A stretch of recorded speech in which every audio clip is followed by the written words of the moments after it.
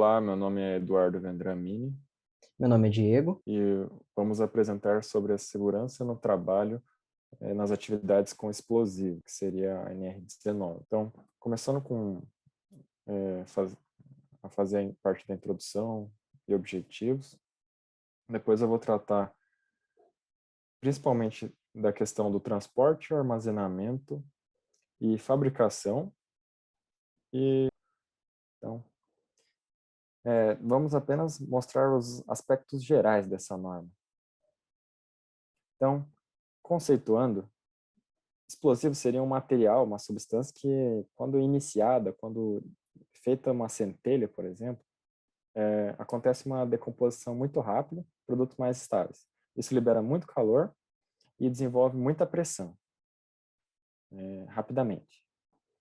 Então, a NR19, ela trata principalmente da fabricação, armazenamento e transporte, como eu já havia dito. Então, como ter uma atividade segura nesses ambientes aí, de fabricação, armazenamento e transporte.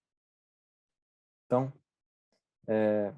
em relação às obrigações, então, a atividade de fabricação, ela deve, ou utilização, ou exportação, ou tráfico, eles devem estar de acordo com um regulamento que ele é feito pelo Exército Brasileiro, que seria Regulamento para Fiscalização de Produtos Controlados, né, R105. Então, além disso, as empresas elas devem contemplar, então, o Programa de Prevenção de Riscos Ambientais, o PPRA. Então, começando com o anexo 2 da SNR-19, ele prevê as quantidades máximas de explosivos e a distância que deve ser feito dessas construções em relação a outras construções. Então, por exemplo, aqui, temos pólvora química. Ela deve ser levada em conta a tabela 1. Tabela 1 está aqui. Então, a construção que armazena ou fabrica a pólvora química, ela deve estar a 25 metros de distância de edifícios habitados, a 25 de ferrovias, 25 de rodovias e 15 de outros depósitos ou oficinas. Então, aqui, nessa última linha da tabela, também indica a quantidade máxima que deve ser feita desse devido produto aqui em um armazenamento. Senão, então, outro exemplo aqui, artifícios pirotécnicos. Então, se apresenta risco de explosão, tabela 3. Então, tabela 3 está aqui, e ela tem uns valores um pouco maiores de metragem aqui, e também a relação de peso aqui, de massa de carga, né? Outro exemplo aqui, se esse artifício pirotécnico ele não tem risco de fogo, então deve-se observar a tabela 4. Ela tem outros valores de metragem aqui. Também está cortado aqui, só para visualização. Então, em relação à fabricação.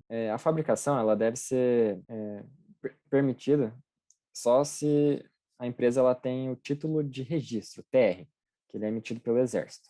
E, além disso, é preciso que o terreno ele seja devidamente com cercas divididos em setores. Assim como dentro da construção, também deve ser feita a divisão de setores adequadamente. Então, o local de fabricação ele deve ser arejado, as paredes e o teto, todos devem ser feitos com materiais incombustíveis e antiestáticos, pois uma centelha poderia causar uma explosão. Então, e além disso, deve ser previsto com muita seriedade o sistema de aterramento.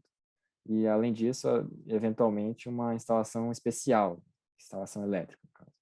Então, além disso, é preciso que haja sistemas de combate a incêndio, de maneira simples, rápida e eficiente, e dispondo a quantidade de pressão necessária conforme a carga de explosivo que tu tem armazenado ou fabrica. Como já é óbvio, né, não se pode fumar em um ambiente de explosivos, né, e os calçados devem ser verificados para que não haja uma parte metálica. Então, toda reforma que é feita, ela deve antes ser requerida, né, ser feita uma pedido de autorização do Exército para que ela seja feita essa reforma. Então, em relação agora aos armazenamento. Então, os depósitos, eles devem, assim como na fabricação, eles devem também ser feitos de materiais incombustíveis e também não, além disso, e também é antiestático, né? E além disso, salvo de inundações. Deve ser ventilado. Então, manter a ocupação máxima de 60% da área e deve ser respeitada também a altura de empilhamento dos explosivos, né? Máxima de 2 metros e também deve ser verificada a altura em relação ao teto, a distância, né? E a sinalização deve ser adequada também para indicar que tem explosivos no armazém. Então, ainda em relação ao armazenamento, deve também ser previsto um plano de uma rota de fuga. Então, deve conter uma equipe brigadista e, assim como outras construções, deve conter extintores e, além disso, deve conter hidrante. Então, dito isso, o armazém também deve conter uma comunicação com bombeiros e autoridades competentes. Deve ter um sistema de alarme e alerta e um local para que as vítimas possam se acomodar em caso de um acidente. Então, é proibido que se armazene dispositivos iniciadores com explosivos, como exemplo, então, fogos de artifício armazenado com pólvora. E o, o plano de emergência ele deve ser ensaiado anualmente com a CIPA, né, que é a Comissão Interna de Prevenção de Acidente. Então, em relação ao transporte agora de explosivos, então, o tipo do material deve ser fixado no veículo, né, para indicar o que está sendo transportado. Assim como no armazenamento, não se pode transportar dispositivos iniciadores com explosivos, e ele deve ser transportado prevendo a umidade e não deve ser exposto ao sol. É proibido bater, arrastar recipientes explosivos, né, obviamente. E, se possível, deve ser feito durante o dia e com tempo bom esse transporte. Então, iniciando aqui, comentando um pouco sobre a CIPA, né? A CIPA, ela é a Comissão para a Prevenção de Acidentes, são pessoas de dentro da empresa, são próprios trabalhadores da empresa, e a CIPA, ela é regulamentada pela NR6, né? As atribuições que a NR6 prevê para ela, né? Então, é realizar inspeções em todos os postos de trabalho, periodicamente, e além disso, realizar relatórios e, caso aconteça algum acidente, tomar algumas ações, né? Além disso, é essencial também a participação do SESMIT, né? Ou seja, de responsáveis técnicos, caso a empresa seja obrigada e tenha alguns técnicos em segurança do trabalho, um engenheiro de segurança do trabalho. Os relatórios, então, eles devem ser registrados e documentados, os relatórios elaborados pela CIPA, e sempre que houver alguma fiscalização, alguma inspeção de trabalho, do trabalho, esses documentos devem estar à disposição desses inspetores, né? E a empresa também, ela tem empresas que não são obrigadas a ter a CIPA, né? Nesse caso, deve ser indicado, então, obrigatoriamente, pelo menos um trabalhador do setor da produção e o responsável técnico da área, né? Da área ou da empresa. E, além disso, também tem o treinamento anual da CIPA, ela deve sempre capacitar os trabalhadores a cumprir os objetivos da CIPA, no caso, né? Ou seja, a prevenção de possíveis riscos, de incidentes ou até mesmo acidentes envolvendo explosivos. O responsável técnico ele também deve zelar pela qualidade e a segurança dos produtos fabricados, sempre. Além disso, deve zelar também pela vida, pela saúde dos trabalhadores envolvidos. E responsabilidade técnica, ela abrange todo a cadeia de produção ali, né? Todo o processo de fabricação. Com relação aos locais de trabalhos, né? dessas empresas que trabalham com explosivos, os locais de trabalho eles devem sempre estar em perfeito estado de conservação, né? Devem ter procedimentos de limpeza dos calçados na entrada dos pavilhões, para que não leve algum resíduo que possa gerar alguma faísca, que possa gerar algum foco de incêndio, alguma coisa ali que possa gerar algum incêndio ou até mesmo explosão, ocasionalmente. E as ferramentas utilizadas na produção, elas devem ser sempre de aço inoxidável ou de algum material que não dificulte o máximo a geração de faíscas, né? Os postos de trabalho, preferencialmente, os trabalhadores devem trabalhar sentados, preferencialmente. Caso não seja possível, devem haver pausas aí periódicas, né? Também os estabelecimentos eles devem dispor de reservas de água, né, de fácil acesso, para que, caso aconteça alguma coisa, tenha ali uma maneira de prevenir algum acidente ou incidente. Com relação ao transporte interno, né, então, dentro das instalações da empresa, ou pelo responsável técnico que segue outras normas específicas. E os mecanismos de transporte eles também devem ser adequados para esse tipo de atividade, né? Eles devem ter capacitação para realizar esses trabalhos com explosivos.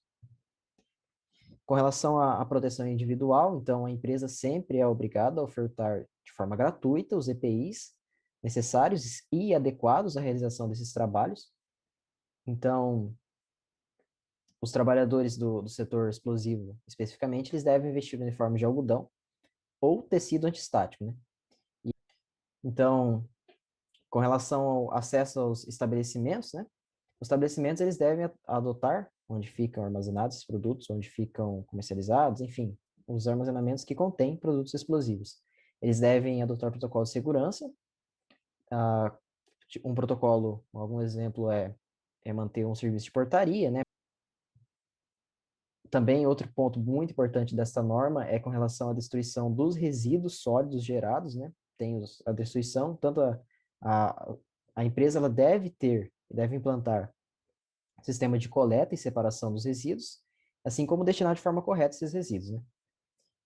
E com relação à destruição, mais especificamente, eles devem seguir as normas dispostas no Regulamento de Produtos Controlados, o R105, que são a formação dos trabalhadores é essencial, né? As empresas elas devem sempre promover a capacitação dos seus trabalhadores para que eles saibam como realizar de forma segura e eficiente as tarefas, né? De forma sempre segura a fim de evitar algum risco de explosão ou algo assim.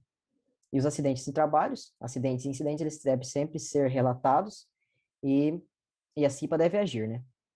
A CIPA, o responsável, deve agir conforme estabelece aquela norma que a rege.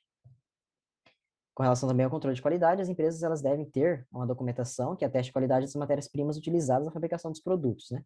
E esses documentos devem estar à disposição da fiscalização, se for requeridos esses documentos.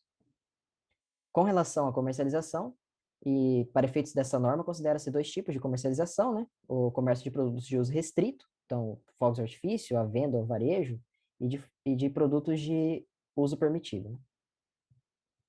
Então, os depósitos que recebem esses produtos, eles devem também estarem adequados a esse tipo de armazenamento e devem seguir as mesmas normas, não as mesmas, mas normas parecidas com as especificadas para o armazenamento na fabricação. Os locais de comercialização também devem ter sistemas de proteção contra incêndios e, assim como a exposição desses produtos deve ser adequada também, tem que ter a sinalização ali de que não pode fumar no local, ou provocar algum tipo de chama, né? Também isso é muito importante. E disposições finais, então, nas atividades produtivas, ela é proibida a remuneração por produtividade, é proibida também a fabricação de produtos sem autorização do Exército brasileiro, né? E é vedada a utilização de mão de obra por parte das empresas de menores de idade. Então, em todo o processo de fabricação.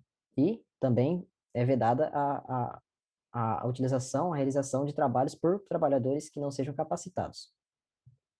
Então, essa norma, esse trabalho, então, explicou esses fatores mais gerais desta norma e os pontos mais importantes, né? A gente usou como referência, então, a própria norma.